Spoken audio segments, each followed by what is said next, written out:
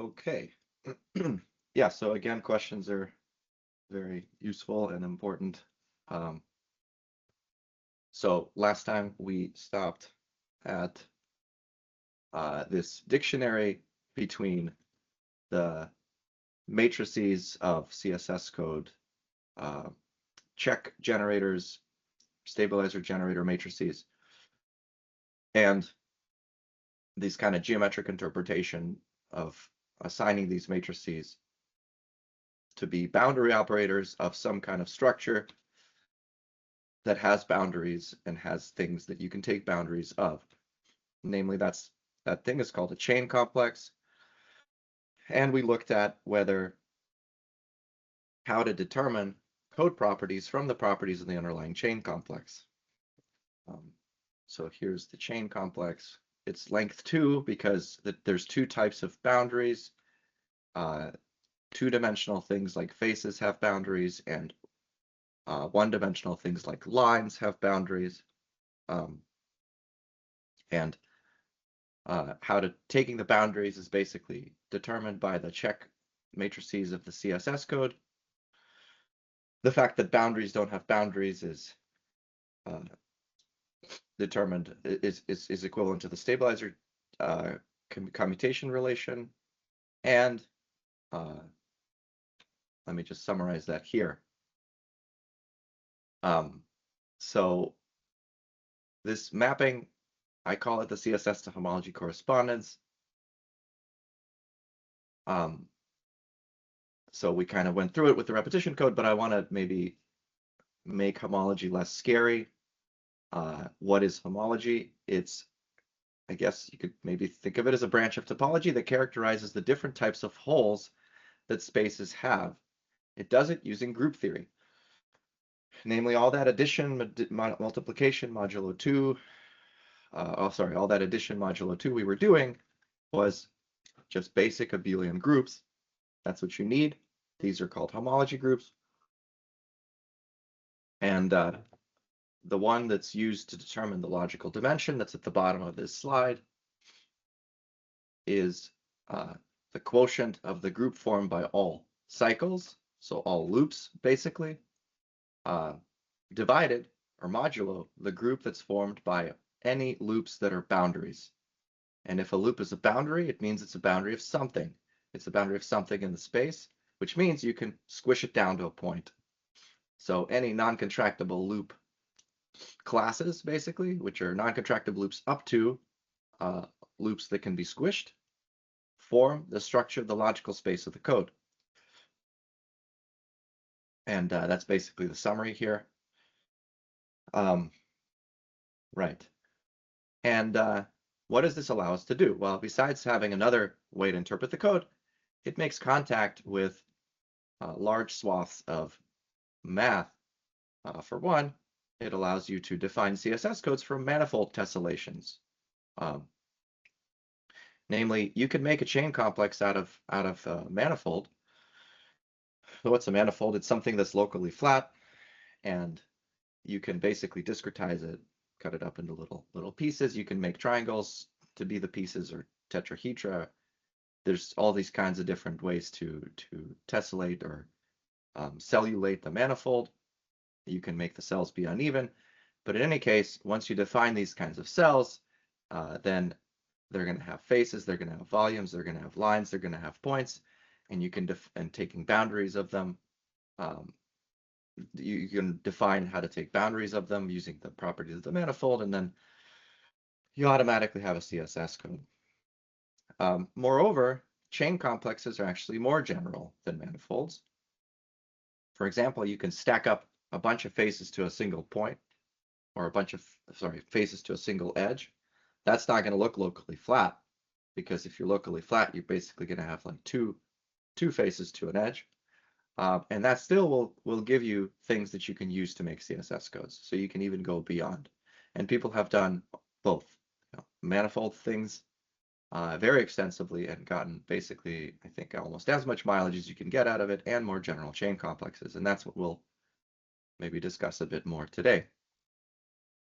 Is that all good for the CSS stuff?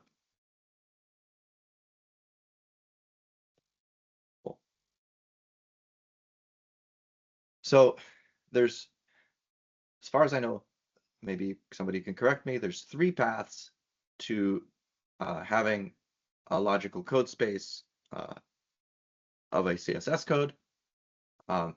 That's equivalent to having a non-trivial homology group. Here are the 3 paths. One is manifolds with holes, one is boundaries, and one is torsion. So the first one is something that you all probably are most familiar with because it comes from these early ideas of the surface code or the toric code. If you put qubits on a square cellulation of the torus, which is what I've shown here from Arthur Pess's blog, then the torus will have loops that you can't contract because the torus is empty inside, it's not filled in. And so you can draw loops around it and you can't squish those down to a point. So those are going to be cycles that don't have that are not boundaries. Sorry, cycles that are not boundaries. So there's going to be 2 of them. And so you have 2 logical qubits when you do the homology calculation. So you can go crazy with this. You can even just poke holes in a manifold if you wish. And you'll get a logical structure that way with the number of qubits roughly depending on how many different types, classes of non-contractible loops there are. The second way is to put boundaries on your chain complexes or manifold, actually here probably manifolds. And this is something that already arises in the surface code on a patch that I've drawn here. This is this rotated surface code where all the stabilizers lie on squares, 4 Z's lie on white, 4 X's lie on black. And then it's got these 2 body patches at the boundaries where you either have ZZ on the boundaries or XX. And here, one way to think about this is that there are also a type of non-contractible loop here because the different boundaries, the loops that I'm talking about are ones that connect the same boundary. So here the green and the red line connect the same boundary. And we have some stuff we're working on now with Andy Lucas where you can identify these different types of boundaries to a single point and taking that new manifold or chain or complex, looking at the non-contractible loops there translates to basically showing that there's these kind of boundary-induced qubits. The boundary effects can be pretty subtle and somewhat contradict at first the notion of topology from condensed matter. So in condensed matter, people love to talk about how edge effects don't matter. And that's, kind of at odds with literally the edges here, giving you global degrees of freedom that are topologically protected. So another instance of this kind of subtleties we see is when we do rotor codes, which are also CSS codes, but over the integers instead of over qubit, binary variables. And there we'll see a dependence of the logical structure on the length of the boundaries, not even just the type. And so anyway, there's a lot of degrees of freedom there that you can do in the boundaries. In fact, yeah, maybe mention one more thing. There's these new class of tile codes whose main, contribution that was interesting was basically to figure out how to do kind of boundaries of a type of class of codes called bivariate bicycle codes, which you can think of as like small instances of layers of surface codes that have been mixed up with a constant depth, a short circuit. So there's a whole art to this as well. So that's the second one.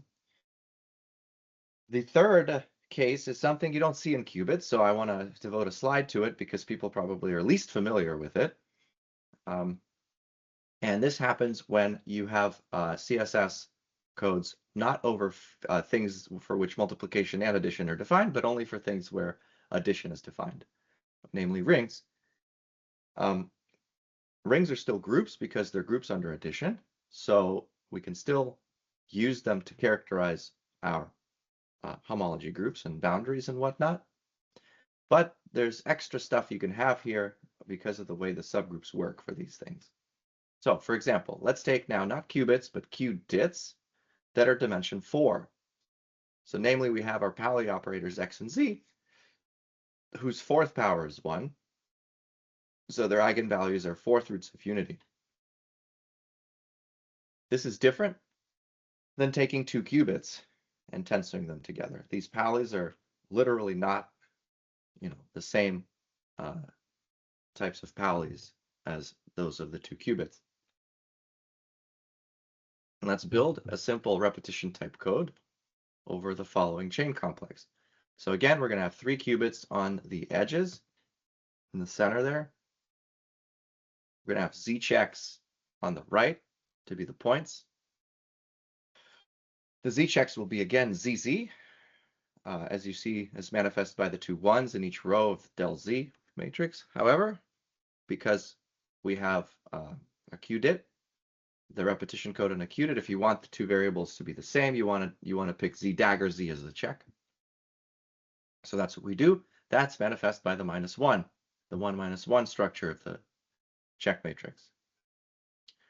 Okay. And then that's for the z checks. For the x check, we're going to define a face, a single face. So it'll be a single x check. But now we're not going to put xxx on it like we did before. We're going to put x squared on all the 3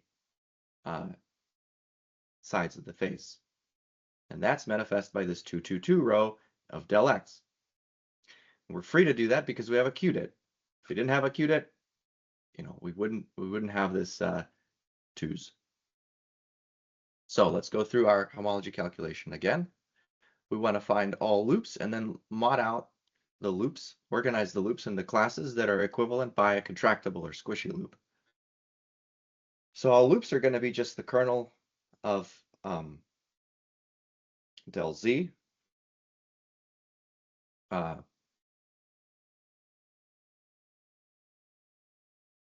Right.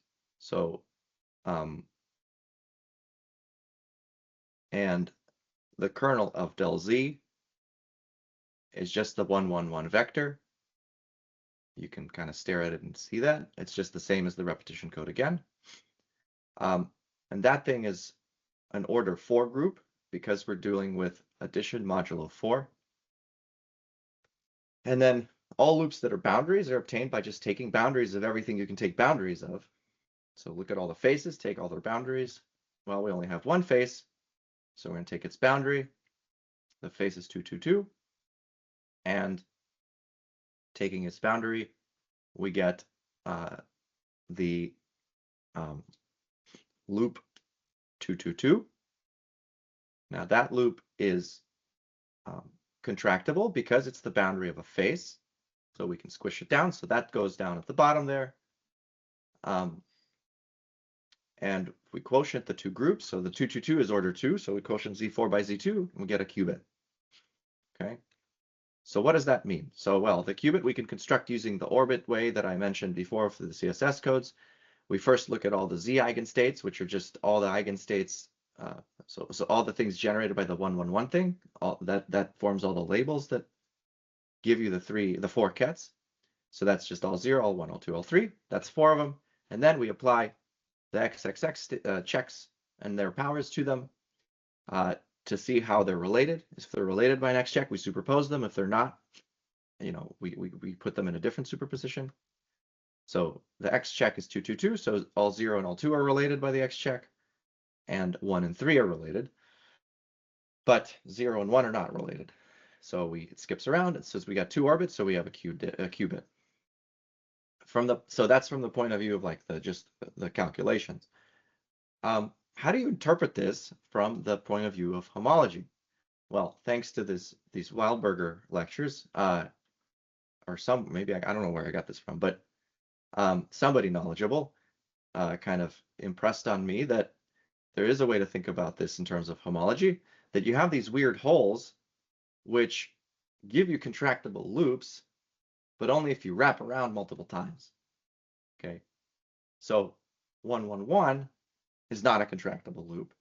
So if you move around that, the loop corresponding to 111 once, you can't squish it down. But if you do it again, then you can. Okay. I don't have a way to visualize that, but it's the best I got. Okay. And so torsion is this idea that you can have these kinds of loops where if you wrap around a few times, you may not get to non-contractible to get to contractible loops, but if you keep wrapping around, one may come about. Okay, so these aren't holes in the canonical sense. Yeah. So Victor, can I go to like the previous slide? Like, okay, so this was very nice. Like, like these three parts. And like I'm trying to like get a sense of like whether I'm getting it or not. Like, so we are interested in the first homology group, and then in the first case you mentioned that when you have this manifold with holes, then so the first part is that by increasing number of holes, maybe you are increasing the rank of the first homology group. And in the second case, when you introduce boundaries, then you can change your logicals and maybe also the rank. And in the third case of torsion, when you are like able to rank, let's say, loop multiple times, the size of the shortest non-trivial loop will change, and maybe you are able to increase the distance. Like, I mean, that's why we are calling it three different paths or something? Oh, you mean distances in of the distance of the code? Yeah. So for example, when you introduce torsion, in that case, like so the distance is the shortest non-trivial loop, right? And when you have a distortion, like the shortest non-trivial loop will change. So I'm just thinking like the holes is where introducing more holes will increase the rank of H1. So you will have more logical qubit. In the second case, in the boundary case, it's like affect in a different manner. And then in the torsion case, you increase the size of the shortest non-trivial loop. So that's why like these are the three paths. Maybe I'm trying to see like maybe intuitive or capturing like good. So you touched. No, I think your intuition is all right. In the third case, though, you want to keep in mind the metric we're using. To determine distance of a code, you use the Hamming metric, which is just the support, right? But if you do this kind of homology, the support of the logical that's the lowest Hamming weight will be the same. It'll just have x squareds in it as opposed to x's. Okay. So the Hamming, based distance, like the usual distance, is not necessarily going to be that much better if we kind of increase the length of our loop, because the length of our loop here is quantified in the powers of the Paulis, not in the support. I see. Maybe because we are not doing Jet2 homology, but this more general Jet4. Yeah. And there's a whole world. Yeah. So and I maybe don't want to get into. We do have some work about that as well. There's basically different notions of distance that I'm hoping to put out pretty soon. So yeah. So there's a slight kind of difference there. But in any case, the main sort of idea behind here is not to read too much into the distance, at least for these slides, but it's just a way to pack the logical information in different ways. Okay, so now we've defined our chain complexes in the upper right. There's a length 2 chain complex. It's got 2 boundaries. Linear binary code you can think of as just a length 1 chain complex.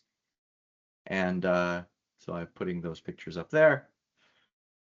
And, so CSS codes are the main thing that's hard about them is to ensure that you have commutation relations among the X and Z checks. And this chain complex condition guarantees that. However, one can go beyond that and construct CSS codes from classical codes in other different ways that don't require a commutation condition. So let's say you only have a few length 1 chain complexes running around. You don't have a length 2 one. What do you do? Well, so the simplest construction that gives you a quantum code out of two classical codes that don't have any relations between them is the hypergraph product. And I'll just graphically denote it as this series of steps. And what you do is you take two classical codes, H1 and H2. They're unrelated to each other. There's no compatibility, so they don't form a length 2 chain. Namely, H1 transpose times H2 is not equal to 0. So you take those H1 and H2, you construct two new classical codes, HX and HZ. Okay, and the formula for those is there on the right. And you see that the check matrices of H1 and H2 are just the only things that are present in HX, HZ. Dimensions of H1, H2 are N1 and N2. The number of checks, so the number of rows in H1 and H2 is R1, R2. So you take this kind of tensor product structure, and that actually automatically guarantees that the new codes satisfy the CSS code condition. So you've essentially made a length 2 chain complex out of two unrelated length 1 chain complexes. Okay, so you have two classical codes, and then you do the CSS crank and get a quantum code. So that's what this picture means, CSS of two guys with the square X. The surface code can be obtained as a classical code, as from two classical codes this way, namely two repetition codes. So the surface code is, you can, it's roughly kind of an upgraded version of a repetition code. And there's notation when the codes are the same, then you call it a square hypergraph product code. Okay, so that's the simplest type of product that you can do. I'm going to give you a handful of tools in order to kind of jump to this construction of these asymptotically good codes that people developed a few years back. And I'm going to do this using pictures. So here's another tool that people can use. The parity check matrices, or the check matrices of codes, are just binary matrices for qubits. And one common construction they do in classical coding theory is they take those checks and upgrade them to blow them up into permutation matrices. So blow each one entry in the matrix into a permutation matrix, and then blow up each 0 to a bunch of zeros, the same dimensions. And the art here is to pick which permutation matrix to put in which one slot. This is called G lifting. The permutation matrices will form a group. If the group is cyclic, then this kind of upgrading from one to a cyclic matrix will still ensure that things commute, because all the cyclic matrices commute with each other because the group is abelian. And these abelian lifts have been very common in classical and recently quantum coding theory to kind of boost code performance. The permutation representation of the group that you use is, okay, in case you want to know, it's called the regular representation. And instead of using a group of permutations, there's also things called group algebras, where you now have a group with the group elements, but now you have superpositions or linear combinations of elements with coefficients. So kind of like like the standard Hilbert space that we use is superpositions of vectors with coefficients in the complex numbers. But now for these group algebras, you have superpositions of group elements, which you can kind of associate with vectors, with coefficients in a finite field. So if you don't know neither of those things well, I'll get into finite fields in a few slides, but just think of the finite field as now not complex numbers, but like a discretized version of complex numbers that has all the nice properties. But in any case, like whatever that abstract thing is, it can be represented by just a whole bunch of permutation matrices. Okay, permutation matrices are super powerful, and you can stick them in here, and there's an art here to figuring out which matrix goes where, and this is called G lifting or FQG lifts. And you can combine these two ideas, and this was the main kind of key contribution behind the first asymptotically good codes, namely that you can combine the lift and the hypergraph product together, and the CSS code you get is called a lifted product code. Sorry, Victor, I'm trying to understand. Huh? So let's say we start with some group, and then you define this group algebra, and by taking elements from the finite field and taking the combination of that, and then you're saying that for this group algebra, we are getting this regular representation where like I'm trying to represent that using permutation matrices. Now, what these permutation matrices correspond to, like, will that be our parity check matrices or something? Yeah. This is what you do to the parity check. Maybe blow them up like this by sticking in permutation matrices. That's right. So you take a parity check matrix of a code, and then you blow it up by substituting every one entry for a permutation matrix and every zero entry for a zero matrix. And that permutation matrix correspond to some regular representation of some group algebra. Correct. That's right. Yeah. So, right. So there's two operations here. One is taking the hypergraph product, and one is blowing up the entries this way. And those two operations combined in the right way give you these lifted product codes.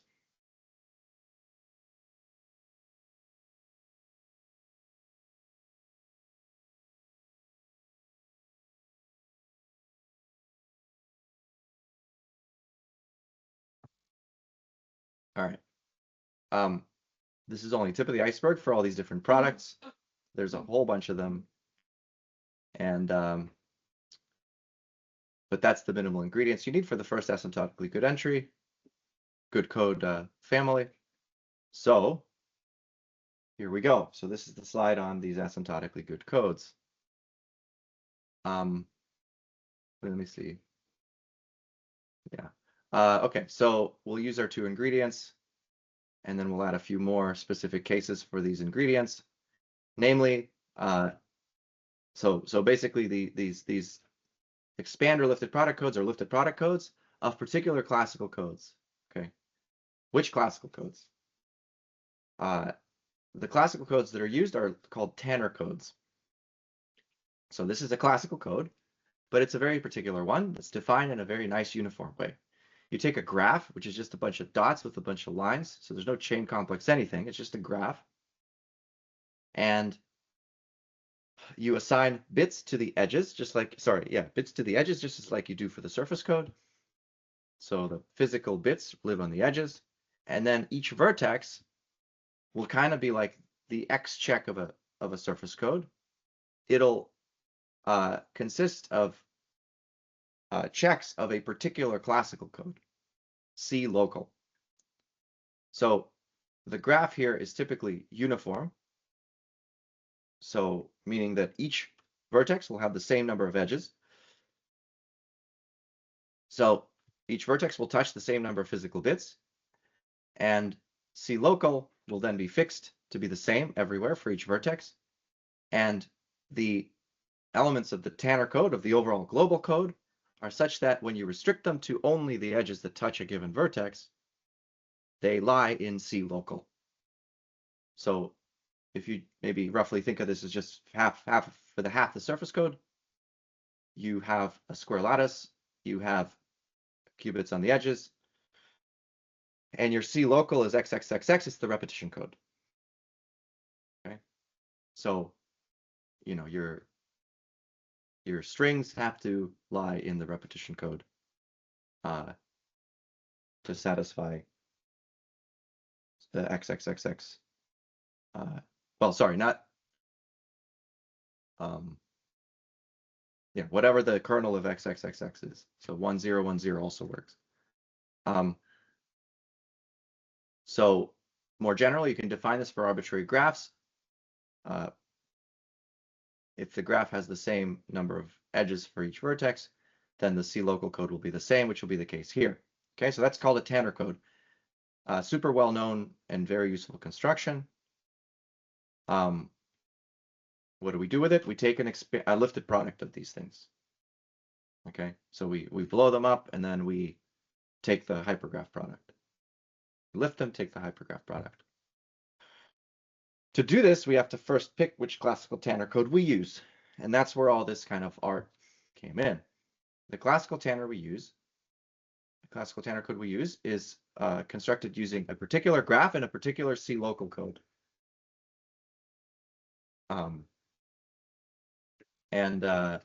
Let's see. So the graph here is Cayley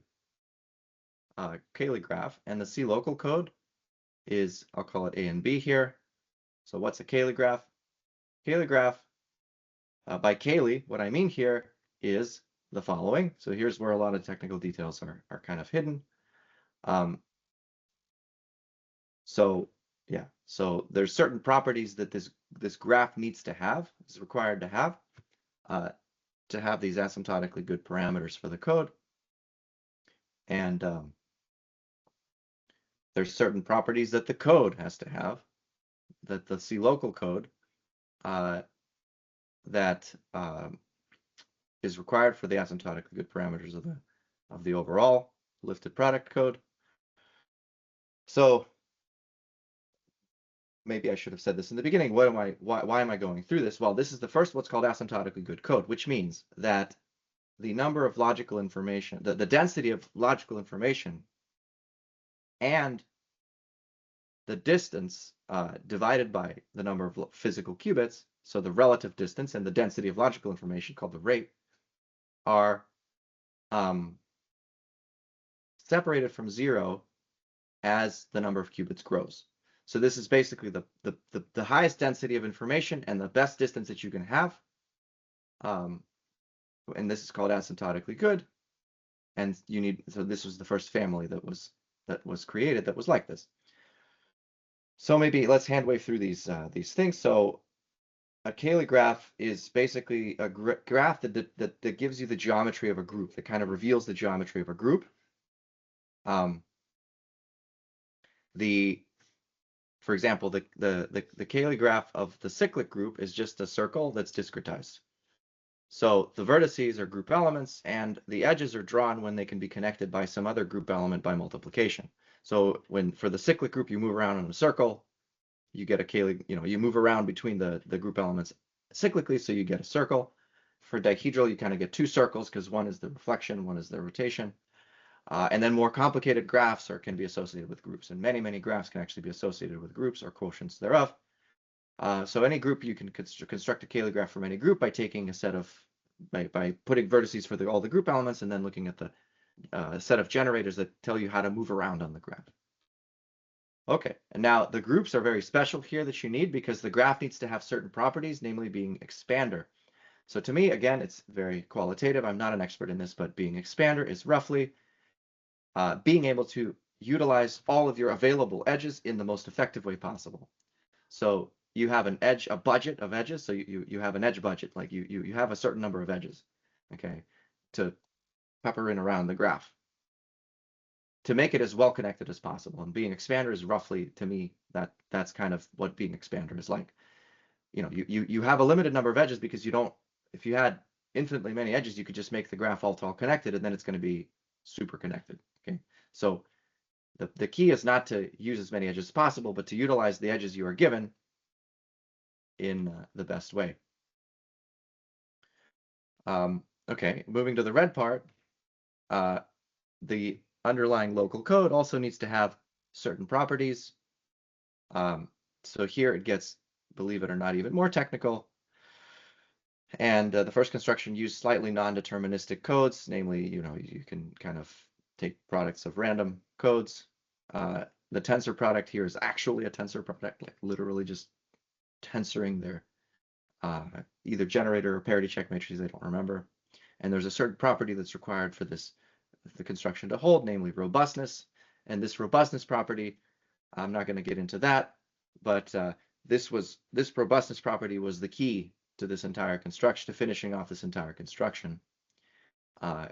Both being expander, being super well connected given the edges that you have, and robustness for this classical code are two key ingredients that were required for this. Okay, so that's my take on these expander lifted product codes.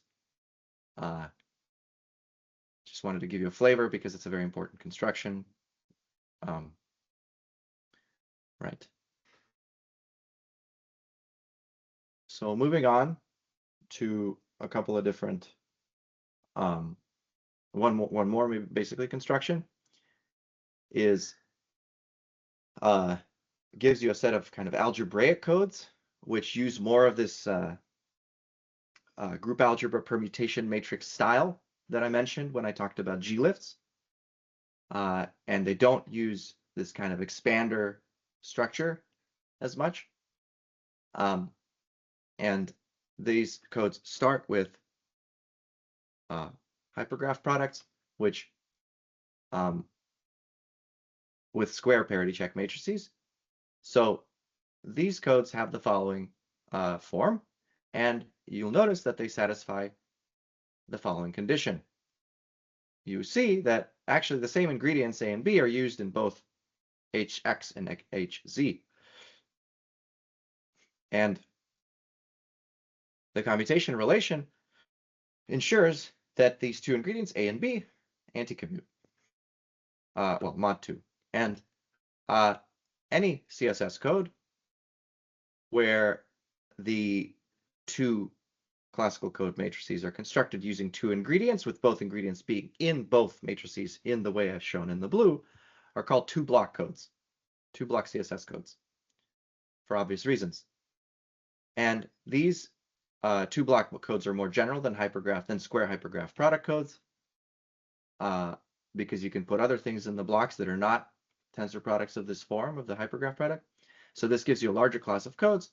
And here now, instead of using the hypergraph product to guarantee that your two, classical codes, your two ingredients satisfy the CSS commutation relation to make a quantum code, you now use this two-block condition to guarantee that your two ingredients, now A and B, have the right commutation relation. So you see, all these constructions for quantum codes are really about making sure that whatever ingredients you want to use satisfy the commutation relation so that you have a valid stabilizer code, so a CSS code. So now, again, you can take your two blocks as elements of some group algebra, as some giant permutation matrices. When you connect it back to what I said about G-lifts, you can kind of think of it as now taking a single permutation matrix and putting it as a block A and B, A or B, as opposed to taking an existing parity check matrix and blowing up every one entry with a permutation matrix. This is just to make you connect to what the previous case was. So when you do that, and when you look at the case of, yes, you could roughly think of these as scalar lifted product codes, because you're not doing the whole matrix, you're just taking a single entry. Now, special cases of this include the case when the two blocks are equal. This was the first paper on QLDPC codes a while back, and these codes were called bicycle codes. I think it was because cyclic matrices were used for the entries, but I don't remember. Setting the group which you use for the permutation matrices for A and B to be the cyclic group. Well, that's what I mentioned before.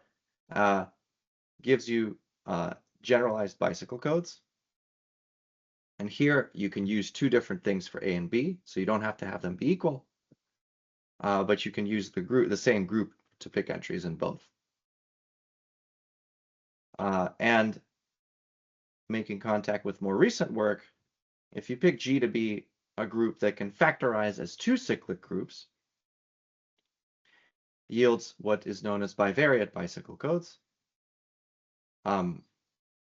where you can kind of associate each factor of this group as a different dimension. So you can kind of think of these as 2D codes. And that's even more so true when you think of these codes as when you think of a specific BB code as an instantiation of a surface code on a small patch, or of a set of surface codes on a small patch that have been mixed up with a constant depth circuit, such that the stabilizers aren't just like squares and stars, but they're slightly larger things. So when you take a BB code on a small patch, it looks like it's a code that doesn't have this kind of, it doesn't look like it's lying on some Euclidean, plane that has some notion of geometric locality. But in fact, it turns out that you can embed this into a family of codes that do lie on a plane and do have geometric locality. So this BB code, it allowed people to get codes with very favorable parameters while still maintaining checks, syndrome measurements that only touched a few qubits at a time. This is important because it allows you to control for errors during syndrome extraction so that errors don't spread too much.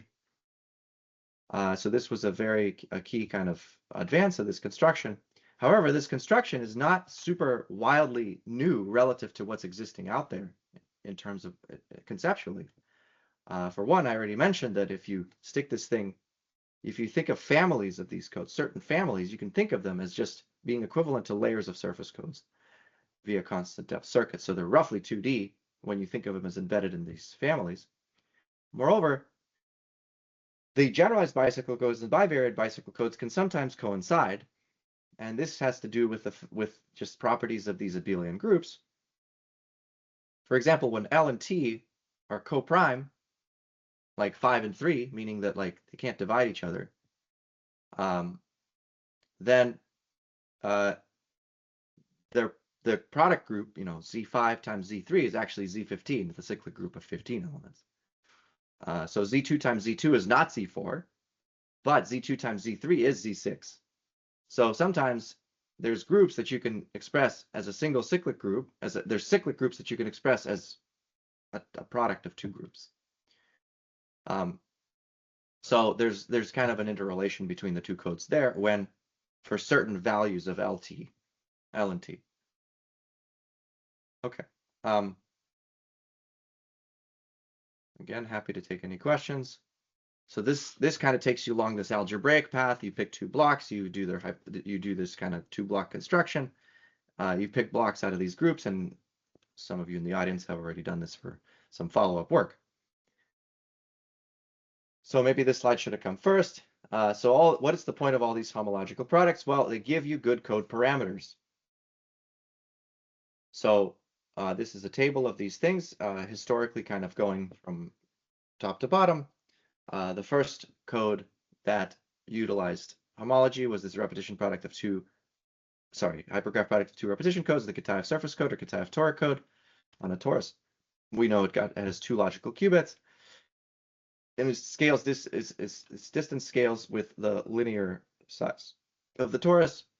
So it's square root n. And then there was then the hypergraph product was invented, and they were able to boost the rate of the code that way. That's the third entry here.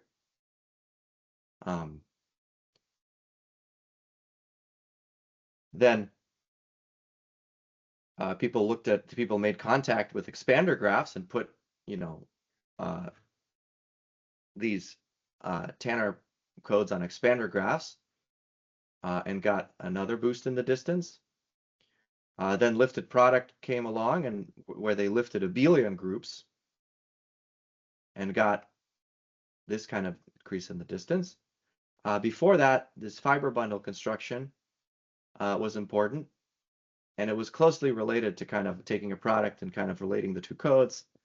It's closely related to all these other product constructions. I don't have time to get into it, but this fiber bundle construction was the first to break what's called square root barrier in the distance. You see all these things have square roots in them until fiber bundle came along. Lifted product came along and plugged in abelian groups and got this. And then the lifted product team combined this expander and the non-abelian group to give you the right Cayley graph, and then they derived this robustness property to give you the asymptotically good family.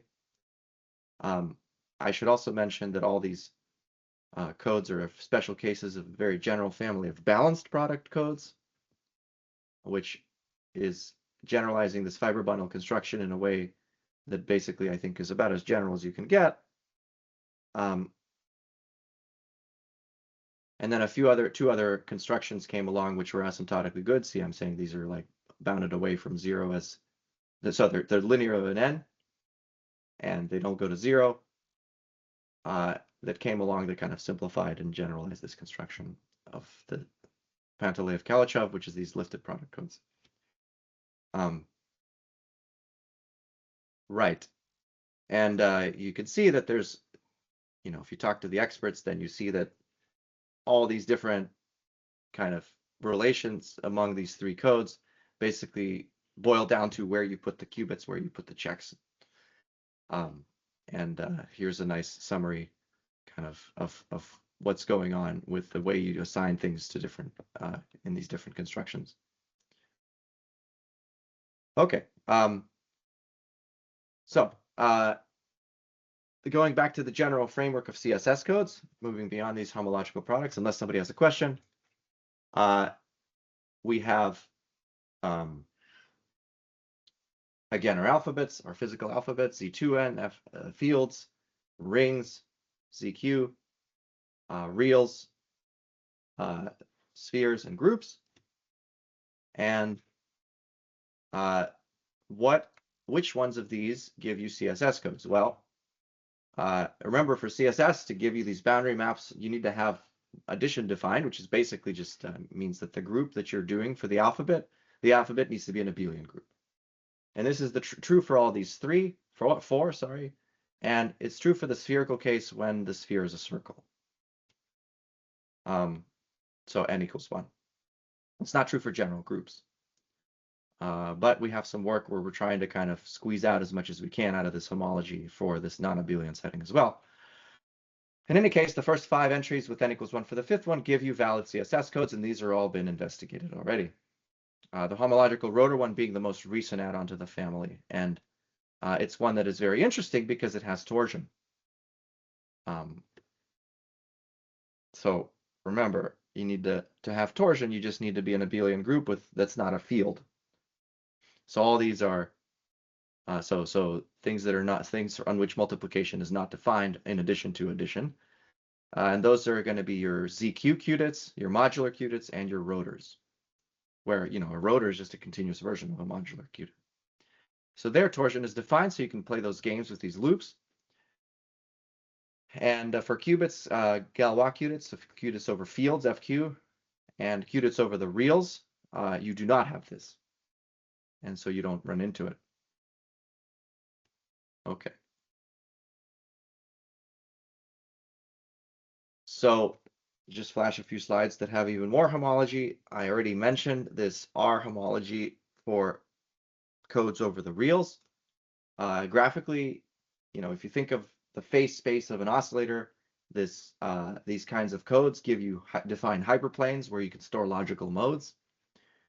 And the homology over the reals tells you where the hyperplane is and how many there are, etc. However, you can get homology over Z in settings where you maybe didn't expect it.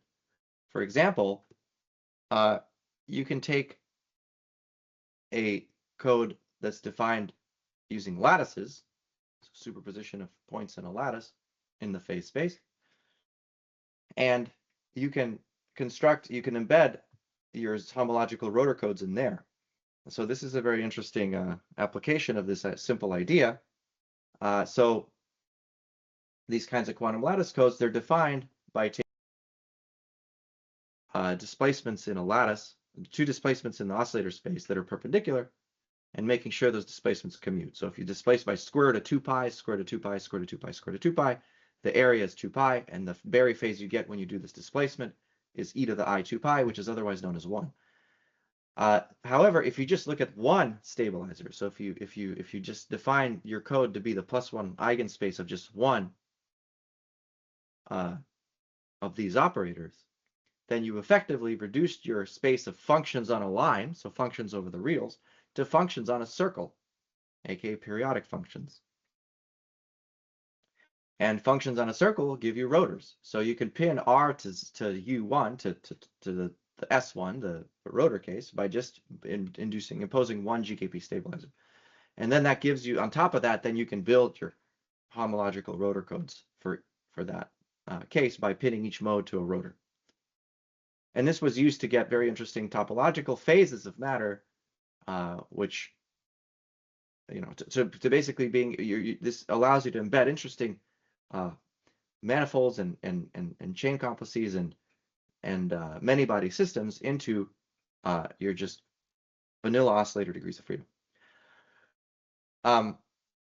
So that's kind of gives you the Cartesian type of codes that you can embed in a single continuous variable system.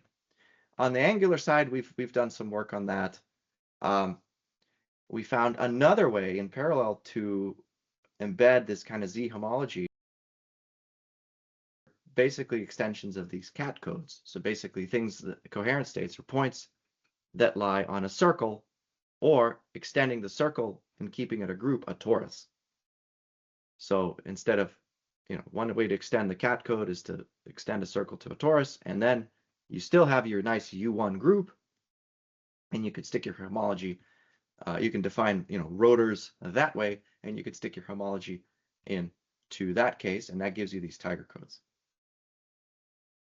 So that gives you more instantiations of homology, and it's good news whenever you can find a way to stick in your chain complexes and homology into your coding setting, because it gives you contact with interesting many-body systems, and it allows you to get quantum codes whose properties you can obtain by just taking these quotients.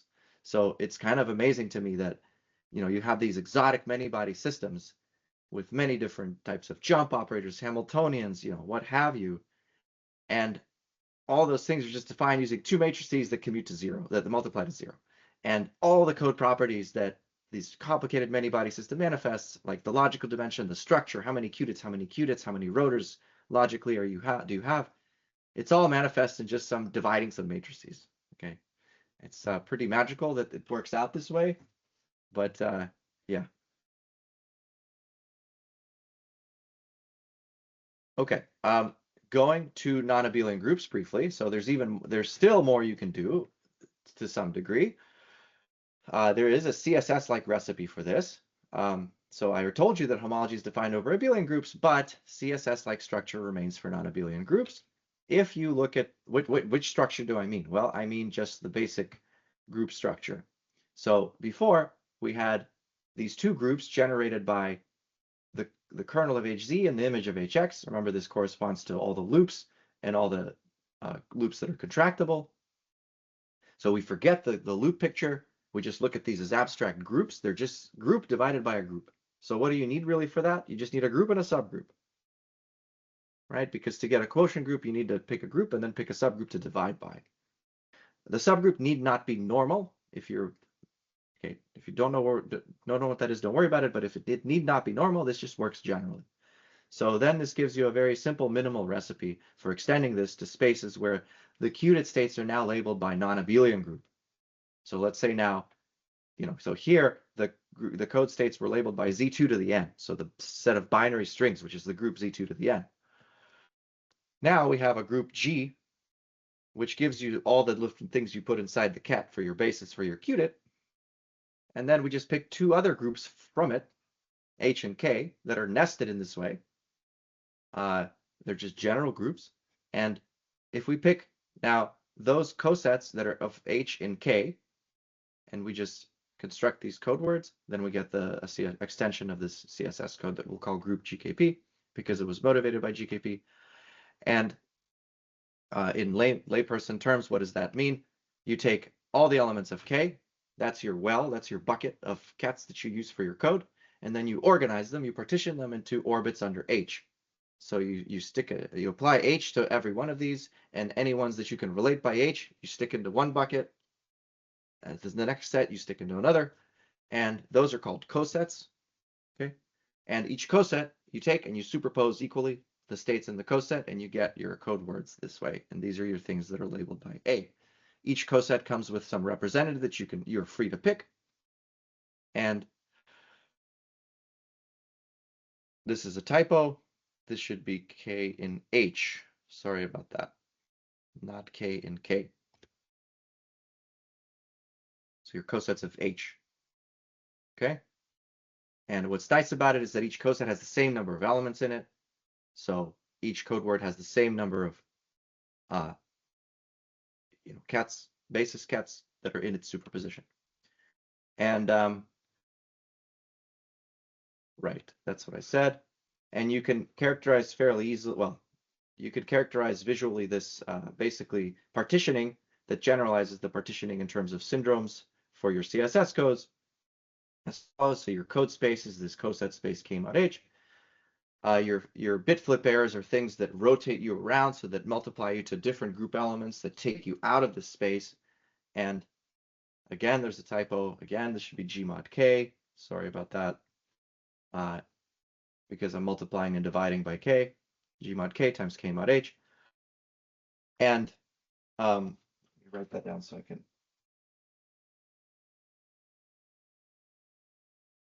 fix it. And then your phase errors are things that modulate the superposition, the equal superposition in your cats. And those are going to change signs and things. And so you can still be orthogonal in principle. And the number of different cats that you have in your superposition for each coset, so the number of elements in H, is basically giving you how much power you have to protect against phase errors. And so that's how the syndromes are split up. So there's still more or less some kind of syndromes that you can use. It's a lot trickier now, a lot more overhead, a lot more complicated, but in principle it's possible. And many different codes that we mentioned that are, that we talked about fall into this paradigm. So all abelian, all these CSS codes work. But it allows you also to cook up codes that encode in a single big, large monolithic G. So like I can ask it. So like what you are doing is trying to, so we are interested in this first homology group, it seems like, and you are trying to think of appropriate, this cycle group and the boundary group, and they can be non-abelian also, such that we get to respect the CSS condition, but at the same time we don't respect the like the groups to, let's say, Z2 or Z4 or something. No, they can be even more complicated. Okay. Well, well, not quite. We don't do any kind of homology anymore here. So homology is defined over abelian groups only. Okay, but the properties required for a CSS code, namely some kind of logical dimension and commuting checks, carry over. Okay, we don't have any manifolds or boundaries. We're not tessellating anything anymore. We're just distilling the fact that those things that we obtained from homology were groups, and all we were doing was taking quotients of groups. So just taking the group data and upgrading that to a non-abelian group gives you these more general codes. Okay. So yeah, so there's no homology here. And what this allows you to do is consider embedding into like a big monolithic group that's really big, that kind of represents some kind of system. So so this actually reduces to these GKP codes that I mentioned before, but also it allows you to do things for, say, molecules, where the state space itself is this group of orientations of a rigid body, which is SO3. And so it's this kind of monolithic state space. It's not a tensor product space. It's just this set of functions on SO3. And it wasn't clear how to make codes on that, but this kind of formalism, abstractly can be plugged in to give you codes on molecules that are kind of like GKP-like. Yeah, sorry if I was unclear, but there's no homology here. We're just distilling away the fact that we're using groups, upgrading that to non-abelian, and then cranking out all the consequences of that, and observing that we can save some of the nice properties of these CSS codes, namely the fact that we have a way to define a code space and we have a way to define syndromes, and so we have some error correction guarantees as well. No, I thought because you had this for all v in kernel of hz by image of hx, so I thought you are interested in the first homology group maybe, but I think yeah, I think I should change that. I should change that to just abstract groups to not confuse people, because that's really what I was using. Thanks, that was good. Okay, let's move on to qubit stabilizer codes. So we did these CSS constructions. We basically upgraded classical codes to quantum. First, we showed that you can kind of do this partitioning where you just take a classical code and you cut it up using the CSS condition into little buckets, which are cosets. You superpose each one, you get some phase protection, and you're good. Qubit stabilizer codes go beyond this. They encompass the CSS paradigm, but they go beyond this and allow you to do more general things. So let's introduce these. Recall the 4-qubit code. It's got these two logical states. It's a stabilizer code, it turns out. What does that mean? It means it has a very nice distinguished set of things called checks or stabilizer generators for which admit the code words as the +1 eigenstates, +1 eigenvalue eigenstates of these things. So the first operator like this that we see is ZZII. You notice that if you apply Z to the first and second qubits, you don't go anywhere. So it's possible, it could be an uncorrectable error. It's definitely undetectable. However, you're in good shape because this thing imposes the same action on 0 logical and 1 logical. So it doesn't do anything. You never left the code space, but this also doesn't do anything. It's the identity operation. So you don't need to worry about protecting this thing or correcting against it. So there are 2 more operators that do this. Well, there's 7 more operators that do this, but of those, IIZZ, applying ZZ on the 3rd and 4th, and applying X on all 4 satisfy this as well. And you can notice that they also commute. Okay, and they commute, and they're part of they form a subset of the Pali group, and it turns out they generate their own group, and this group is called the stabilizer group. Now the cats here, the Wrangle, Langle brackets are meant to show that it's a group, meaning you take all the set of products of all the powers of these things that are in the brackets. These are closed under multiplication. They commute, and their joint +1 eigenvalue eigenspace is the code. So now, I could define a code not by writing what's 0L equal this, 1L equals that. I could just define a code by its group, by some set of stabilizers, just writing this bracket, 3 things or some things in it. So stabilizer codes can be defined this way and have very nice properties. So they have some notation that comes along with them. For qubits, N is the number of physical qubits that you use. K is the number of logical qubits that the stabilizer code encodes, and D is the distance. And D is the number of qubits that the smallest weight logical operator acts on.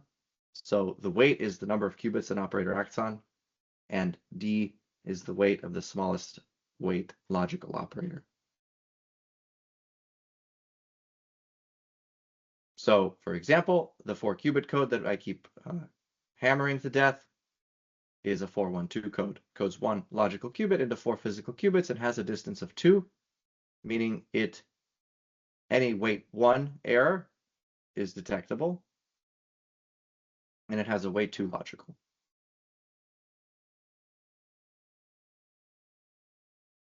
Advantages of these stabilizer codes are many.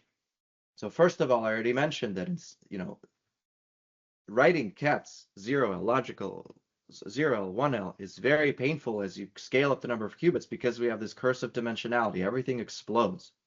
So using stabilizer generators allows you to efficiently present a code, and using the properties of these, of how these relate to errors, allows you to figure out the error correcting properties of the code much more efficiently.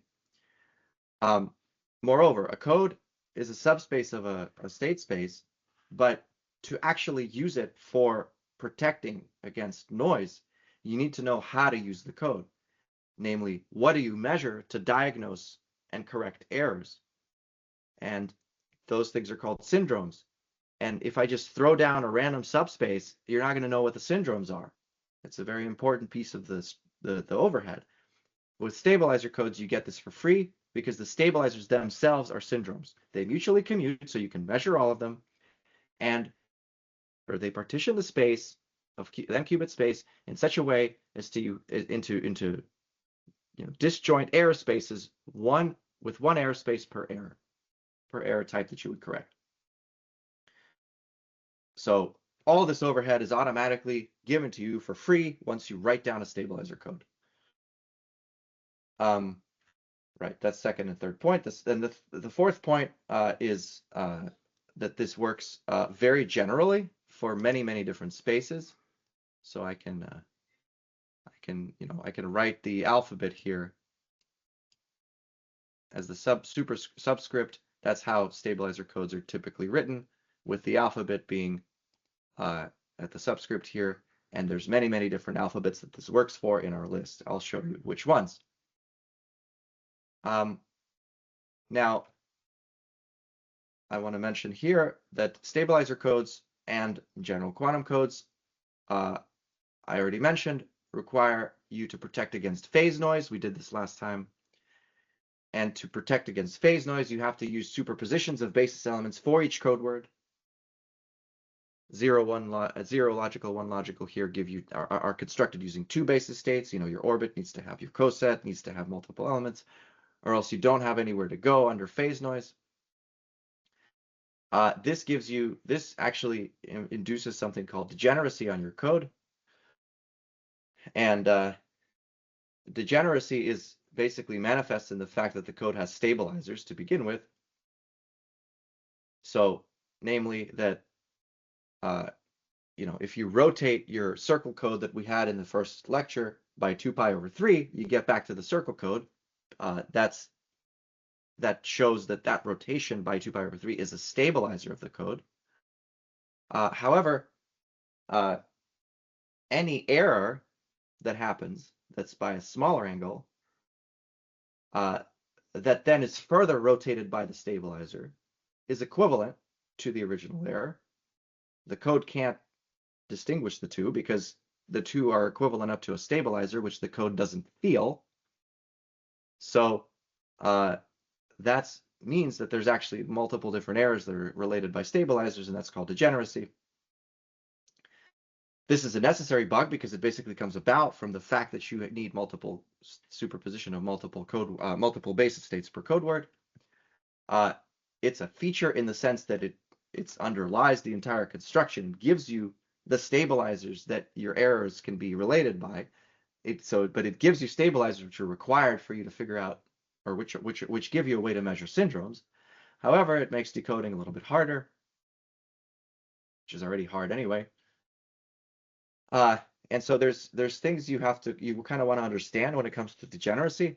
Namely, there's a notion of a distance called a pure distance, which kind of characterizes how degenerate your code is, how quantum your code is.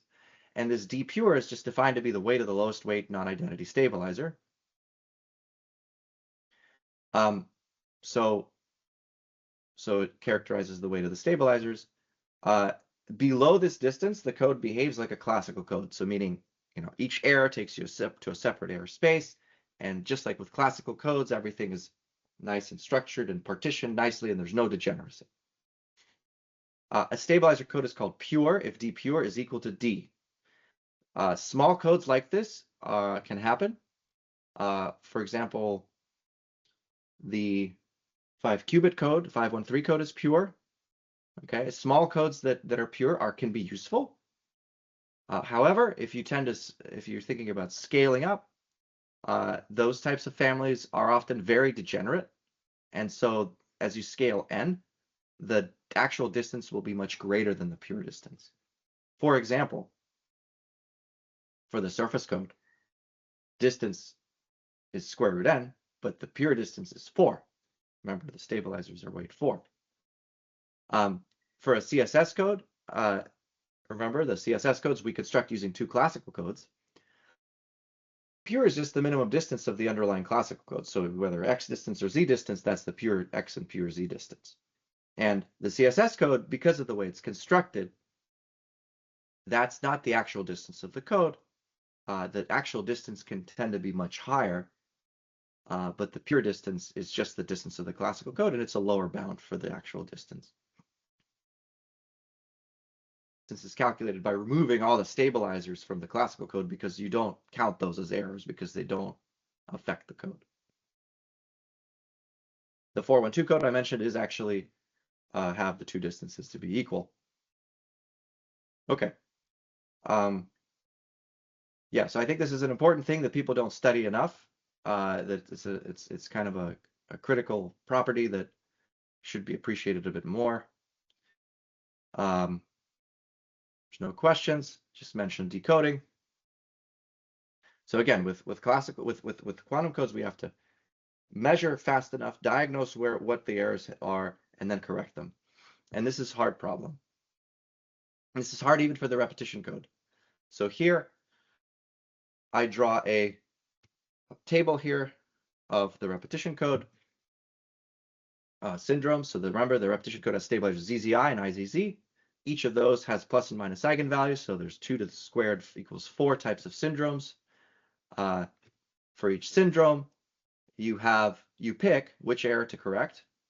You want that most likely to be the most likely error. And for these 4 cases, the most likely error is either nothing or a single x. However, besides the most likely error, there are other errors that can happen that can map you that are also bit flips. And on top of that, there are stabilizers that you can tack onto your errors that give you more errors that you cannot distinguish.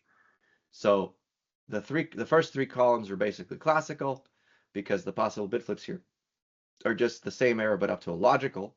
But now, besides that, you also have this 4th column where you have stabilizers that you can tack on to give you even more errors that are equivalent. So more generally, if you're looking at decoding a stabilizer code, you can split every error U, every Pauli error U, into 3 parts. T, L, and S, where T is what's called the destabilizer. It's the thing that maps you, the thing that takes you out and maps you into the code space. I'll have a slide on that. And then once you get into this error space, you apply some logical operation on the resulting error words. For the 4-qubit code, remember we had an extra logical X operation. That's one of our bit flips did, but the other one did not. So this L can be trivial or it can be something. It depends on how you divide your code words. And then S is just anything you can tack on that gives you this that's part of the stabilizer group. So every Pauli element can be split up into these 3. Can be expressed in terms of a T, an L, and an S for a fixed stabilizer group, stabilizer code. And the key question, so we have to figure out what this error does. So we have to extract these pieces. So S we can't see. So okay, I mean I immediately discard S basically because it doesn't really, it's really hard for us to see it from stabilizer code. T we obtain by measuring the syndrome. Once we measure the syndrome, then we know which error space we're in, and so we know, kind of the way we've defined the T's, the different T's that can happen, we know which T took us there. There's going to be 1 T per syndrome's value. Okay? So we basically just don't have a chance, much of a chance of knowing S. We can know T exactly by measuring the syndrome, and what's left is knowing L. What do we do now once we have our syndrome? for the repetition code, I wrote down a table. Syndrome, most likely error. There were only 2 syndromes, so 4 possible values, so 4 possible errors. But if I have an n-qubit code, you know, there's going to be roughly 2 to the n different syndromes. I'm going to run out of room. I can't just write down this kind of lookup table to figure out what to do for each syndrome. I have to do this on the fly. I have to first measure, get a syndrome, and then figure out what to do with it. And this problem, oh, and in addition, I have to basically, okay, then in addition to that, I have to figure out, I have to figure out what to do with the syndrome. And the thing I want to do is to correct the error that was most likely to happen. And the most likely error, the problem of finding the most likely error is the problem of finding an L and an S such that this was the U that happened with the highest probability. This is called maximum likelihood decoding. And this is effectively, this is very hard, like NP, complete hard. So like I mentioned, you have to do this on the fly. I maybe to correct a little bit, we don't really know S because we can't feel it with the code, so we can only know really T. But we can, you know, take our noise model and try to figure out what the most likely error is, okay? And that's what's underlying in this problem. However, I mentioned that, you know, we don't really care about S, so we don't really care about what the most likely error per se is. We only care about which L we need to use. And many, many errors could have happened that were equivalent up to stabilizer. And we really want to correct the most likely error class, namely the set of errors that are equivalent up to stabilizers. And we want to pick the L that represents that class. That class can be corrected all in one fell swoop because they're all equivalent up to stabilizers, and so we don't need to, we just need to know the L. That now translates to this problem, degenerate maximum likelihood decoding. Here you have a maximization problem of the probabilities, but now it's a sum of over the stabilizer group. And this is even harder. But this allows you to make contact with statistical mechanics because now when you have this sum, you can interpret the probabilities as some kind of weights of like a Gibbs, you know, distribution, and you can relate this sum to a partition function of a classical model, which has led to a rich and interesting set of connections to code thresholds and phase transitions on the many-body side, and code thresholds, namely the maximum noise rate below which you can do very, very well for a family of codes on the error correcting side. All right.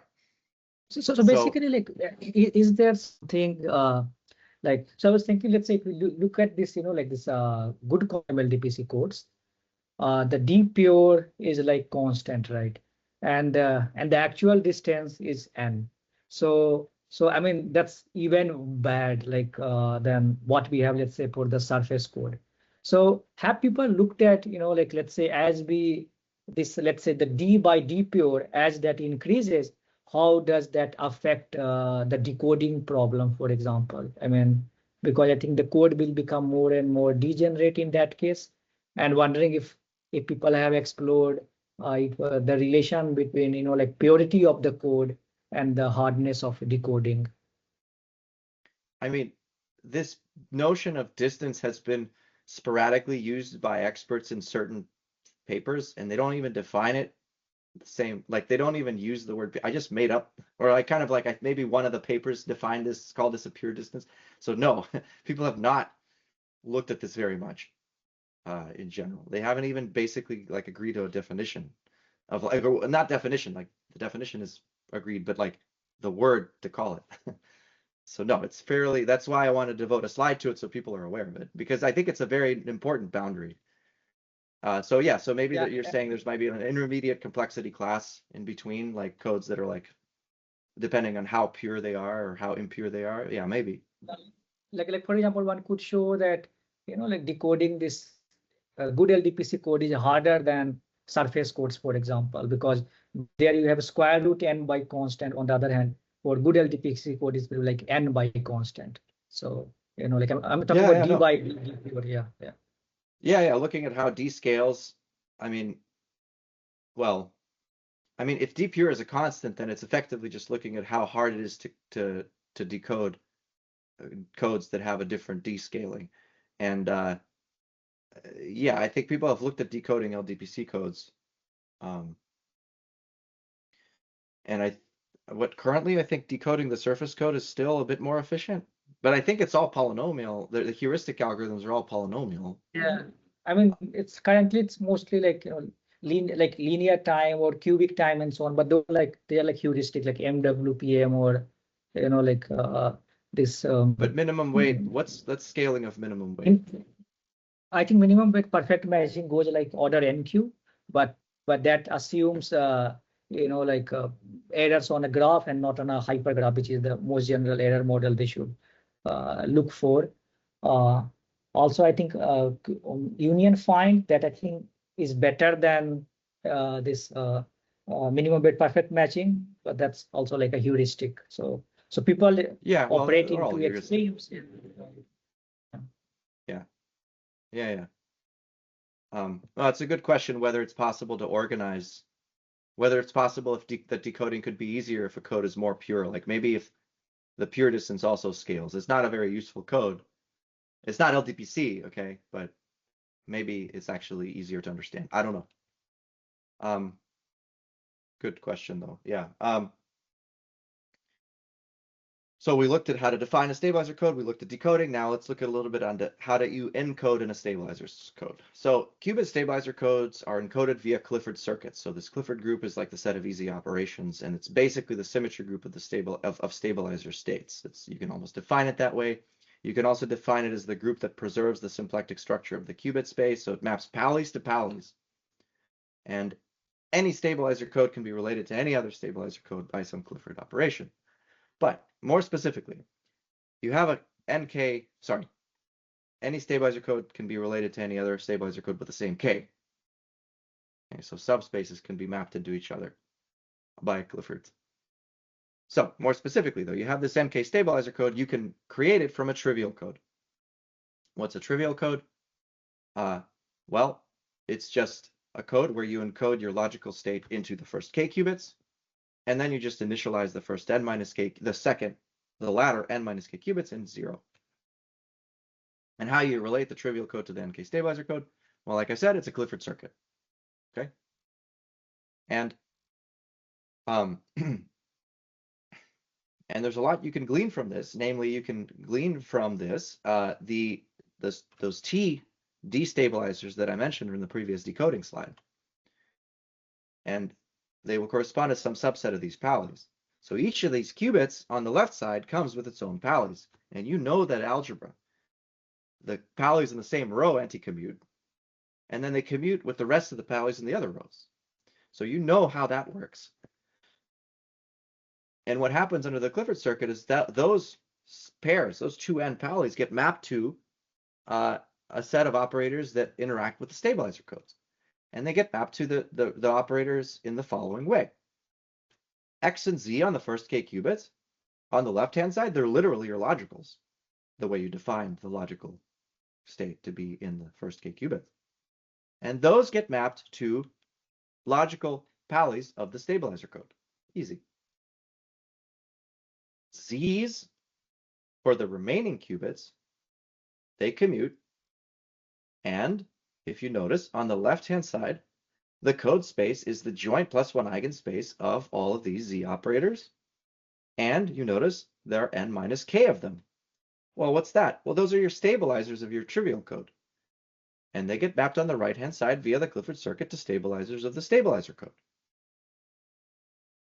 Now that leaves us only with these X operators. So they are such that they anti-commute with one stabilizer and commute with the rest. Well, those give you your distinguished things that map you to different error spaces. Okay, those give you your destabilizers.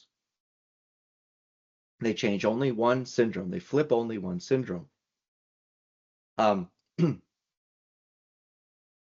So that's pretty easy way to me, pretty slick way of figuring out what the different Paulis, where the different Paulis come from. So this Clifford circuit, there's a whole magic that comes around to picking the right Clifford circuit. And the size of the Clifford group is like doubly exponentially with n scaling. This is with doubly exponential, or like not double, like n squared, exponentially of n squared. So there's a lot to pick from. And some of these Clifford circuits you can arrange so that they lie in this kind of hyperbolic geometry.